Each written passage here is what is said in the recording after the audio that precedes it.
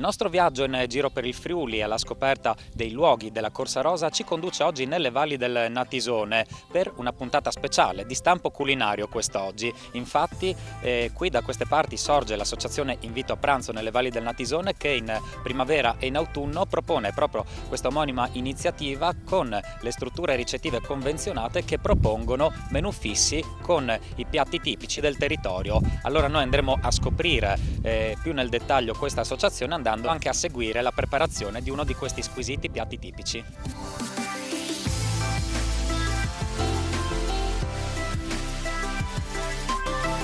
Siamo con Tiziana Strazzolini, la presidente dell'associazione Invito a Pranzo delle Valli del Natisone. Che cos'è innanzitutto questa associazione e come nasce questa particolare idea? Questa è un'associazione che riunisce parecchi ristoratori delle valli del Natisone, è nata nel 1996 come naturale sviluppo seguito alla manifestazione Invito a Pranzo. Invito a Pranzo è molto più vecchia dell'associazione e infatti a fine anni 80 alcuni ristoratori si sono uniti decidendo di proporre i piatti che sono della tradizione delle valli del Natisone. Ogni locale propone il suo menù e inoltre anche il prezzo varia. La primavera è la stagione delle erbette aromatiche, delle erbe selvatiche spontanee, dei primi fiori, mentre invece l'autunno porta in tavola quelli che sono i tipici prodotti delle valli del Natisone, quindi castagne, funghi, le rape, le mele, soprattutto le mele seuche che sono sempre molto apprezzate. Quanti sono i locali convenzionati ad oggi? Allora, ad oggi della nostra associazione fanno parte 12 ristoranti, non solo ristoranti ma anche agriturismi. La primavera quest'anno hanno aderito soltanto 7 ristoratori. Abbiamo avuto alcune uscite, alcuni cambi di gestione, per questo ci sono state meno adesioni, mentre invece l'autunno è sempre la stagione a cui tutti vogliono partecipare, anche perché mentre per la primavera preparare un menù degustazione diventa una cosa abbastanza lunga anche per il cliente che viene a degustare, nelle giornate autunnali hanno piacere anche restare più a lungo nei nostri locali. Quali sono state le difficoltà derivanti dall'emergenza Covid e qual è adesso, nell'anno della ripartenza, l'opportunità che porta a questo nuovo passaggio del Giro d'Italia? Sicuramente l'emergenza Covid ha segnato abbastanza le nostre attività, perché infatti ci sono state delle chiusure dovute proprio a questi periodi prolungati di chiusura, soprattutto di incertezza. E devo dire che nei periodi in cui si è potuto lavorare, abbiamo visto che c'è sempre un maggior numero di persone che vengono nelle valli del Natisone. Soprattutto perché trovano dei luoghi abbastanza tranquilli, non affollati, e quindi riescono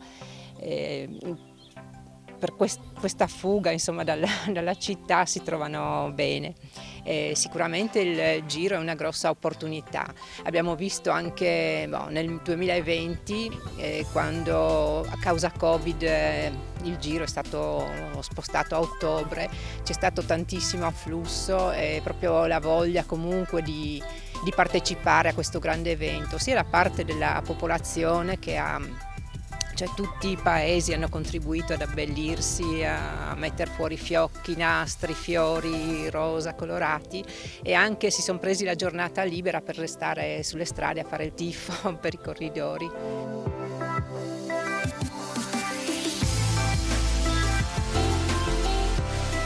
Il focus dell'associazione Invito a Pranzo è ovviamente sulla parte culinaria, ma non solo, ci sono anche tante altre iniziative che l'associazione mette in atto in collaborazione anche con altri enti del territorio per contribuire in maniera sinergica alla promozione delle valli del Natisone. Ne parliamo con Stefania Predan, che è la vicepresidente dell'associazione Invito a Pranzo, oltre che ovviamente titolare di una delle strutture ricettive che ne fanno parte. Stefania, allora, quali sono in linea generale queste iniziative che vengono spalmate durante l'intero anno?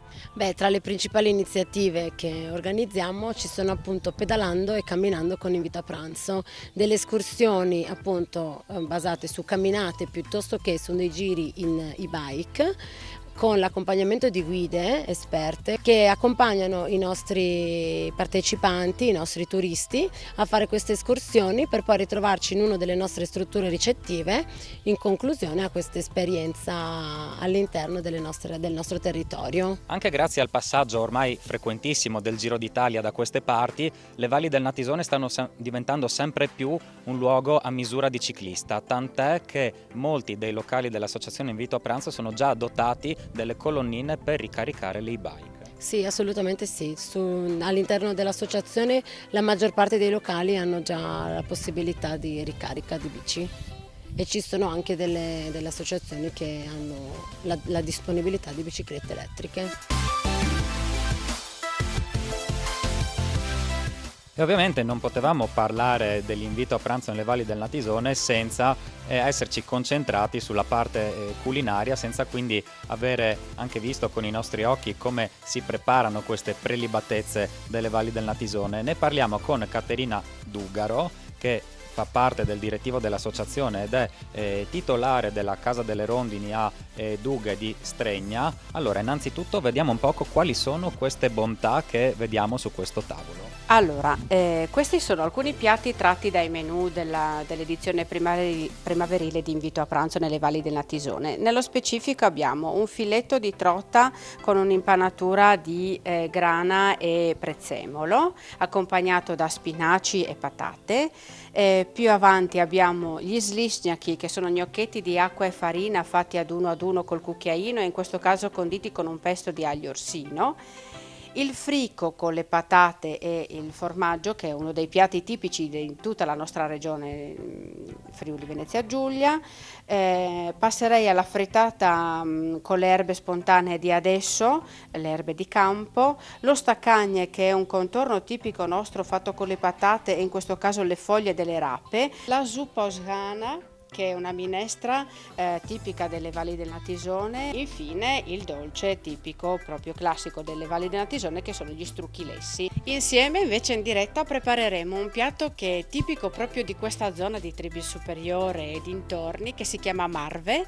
Marve è una parola del nostro dialetto sloveno locale che significa briciole e in sostanza veniva fatta una specie di pastella di latte, uovo e farina utilizzando le erbe più tenere e profumate di questo periodo. E veniva appunto mescolato e disfatto continuamente fino ad assumere questa consistenza sbriciolata.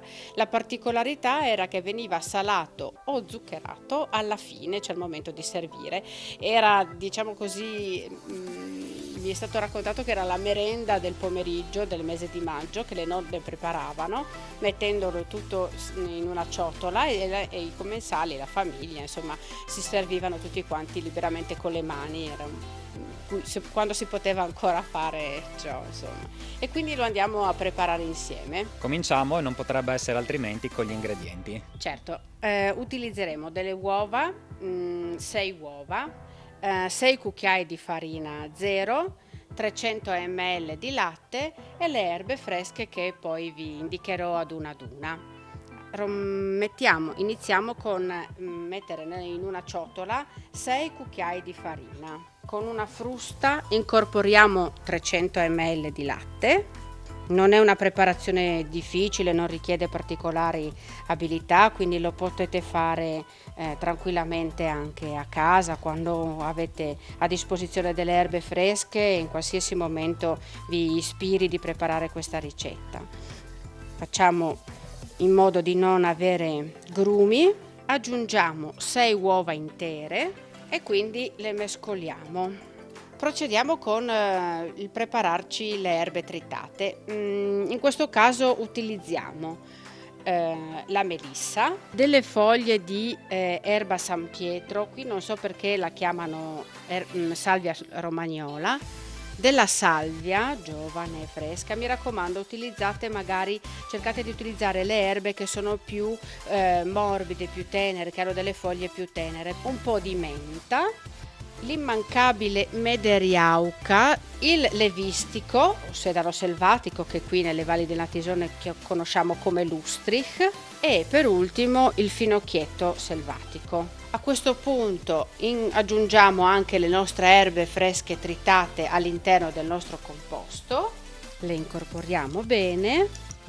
A questo punto in una padella antiaderente calda versiamo il classico filo d'olio e trasferiamo il nostro composto. Man mano che il composto si scalda e si addensa, noi cominceremo adesso a disfarlo e mescolarlo continuamente fino a fare in modo che si presentino le nostre briciole, le nostre marve appunto. Quindi lo voltiamo, vedete che la farina sta cominciando a addensarsi e quindi a cuocere e anche un pochettino ad abbrustolire. Siamo arrivati quindi alla fine della nostra preparazione, vedete che le briciole si sono dorate e hanno fatto il loro lavoro, si sono sbriciolate, stanno emanando tutto il loro profumo, sono pronte per essere salate e servite.